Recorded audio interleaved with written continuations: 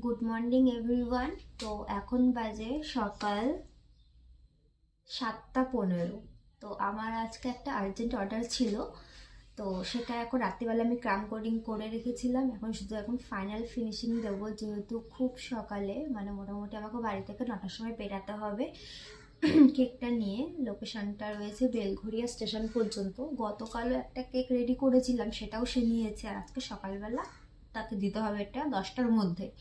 তো আমার বাড়ি থেকে যেহেতু ডিস্টেন্সটা অনেকটাই, আমাকে অনেকটা ট্রাভেল করে যেতে হবে। তো আমি এখন সকালবেলা বসে পড়েছি সকাল 7:15-তে কেক রেডি করার জন্য, প্লাস ঘরেরও কিছু কাজ থাকে, সেগুলো কমপ্লিট করে আমাকে যেতে হবে। তো এটাই হচ্ছে আমাদের বেকারসদের লাইফ। তো চলো, আজকে তোমাদের সঙ্গে একটু অন্যরকম ভিডিও আমি শেয়ার করছি।